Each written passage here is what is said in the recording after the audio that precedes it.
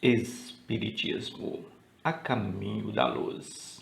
Estudando o Livro dos Espíritos, Allan Kardec. Questões 01 a 1019. Se gostaram, deixe seu like, compartilhe e se inscreva no canal. Bom estudo. O Livro dos Espíritos, parte 2ª, capítulo 4, Pluralidade das Existências. A reencarnação, justiça da reencarnação, encarnação nos diferentes mundos, transmigração progressiva, destinação das crianças após a morte, sexos nos espíritos, parentesco, filiação, semelhanças físicas e morais, ideias inatas. A reencarnação. 166.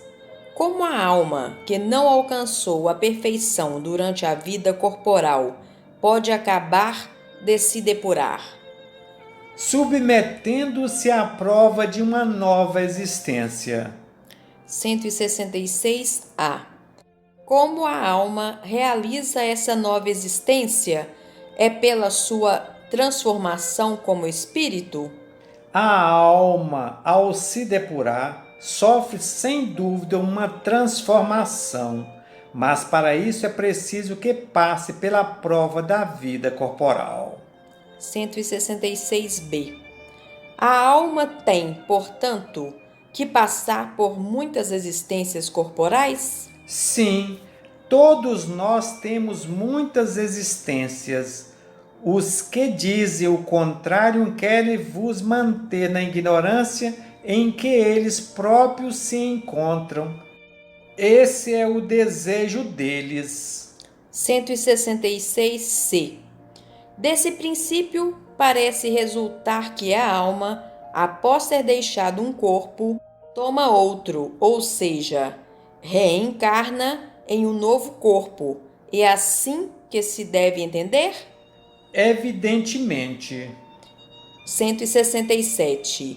Qual é o objetivo da reencarnação? Expiação, melhoramento progressivo da humanidade. Sem isso, onde estaria a justiça? 168. O número de existências corporais é limitado ou o espírito reencarna perpetuamente? A cada nova existência, o espírito dá um passo no caminho do progresso. Quando se liberta de todas as suas impurezas, não tem mais necessidades das provações da vida corporal. 169. O número de encarnações é o mesmo para todos os espíritos? Não. Aquele que caminha rápido se poupa das provas. Todavia, essas encarnações sucessivas são sempre muito numerosas, porque o progresso é quase infinito. 170. Em que se torna o espírito após sua última encarnação? Espírito bem-aventurado é um espírito puro. Justiça da reencarnação. 171. Em que se baseia o dogma da reencarnação? Na justiça de Deus e na revelação, e repetimos incessantemente: um bom pai deixa sempre para seus filhos uma porta aberta ao arrependimento. A razão não vos diz que seria injusto privar, para sempre, da felicidade eterna todos aqueles cujo aprimoramento não dependeu deles mesmos. Não são todos os homens filhos de Deus? Só homens egoístas podem pregar a injustiça, o ódio implacável e os castigos sem perdão. Encarnação nos diferentes mundos. 172. Nossas diferentes existências corporais se passam todas na Terra? Não, nem todas, mas em diferentes mundos. As que passamos na Terra não são nem as primeiras nem as últimas, embora sejam todas mais materiais e mais distantes da perfeição. 173. A alma, a cada nova existência corporal, passa de um mundo para o outro ou pode ter várias existências no mesmo globo? Ela pode reviver diversas vezes no mesmo globo, se não for suficientemente avançada para passar a um mundo superior. 173A. Desse modo, podemos reaparecer muitas vezes na Terra? Certamente. 173B. Podemos voltar à Terra após ter vivido em outros mundos? Seguramente já vivestes em outros mundos além da Terra. 174. Voltar a viver na Terra é uma necessidade? Não, mas se não avançardes, podereis ir para um outro mundo que não seja melhor e que pode até ser pior. 175. Existe alguma vantagem em voltar a habitar a Terra? Nenhuma vantagem particular, a menos que se esteja em missão. Nesse caso, se progride aí como em qualquer outro mundo. 175A. Não seria melhor permanecer como espírito? Não.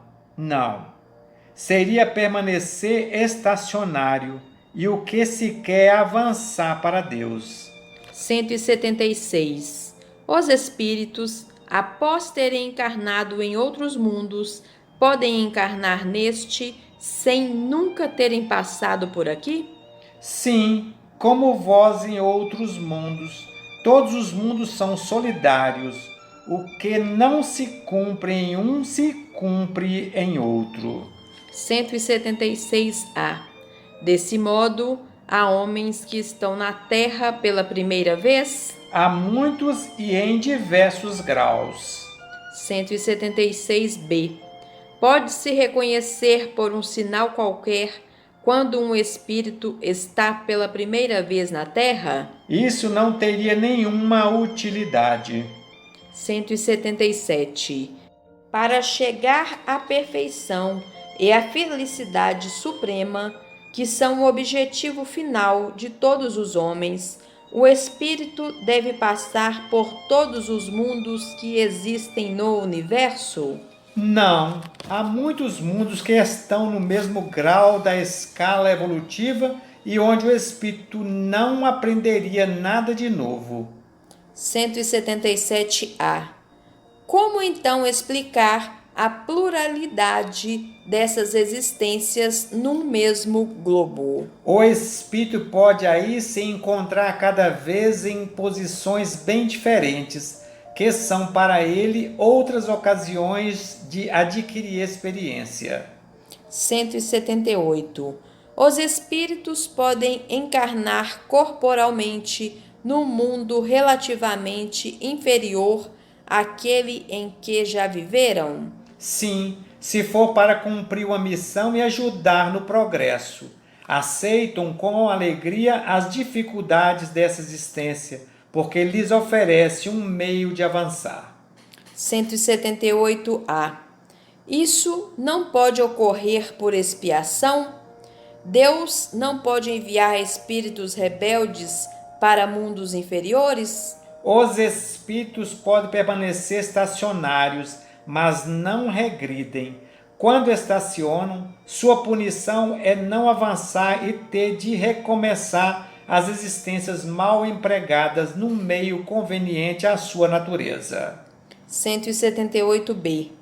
Quais são aqueles que devem recomeçar a mesma existência? Os que falharam em sua missão ou em suas provações.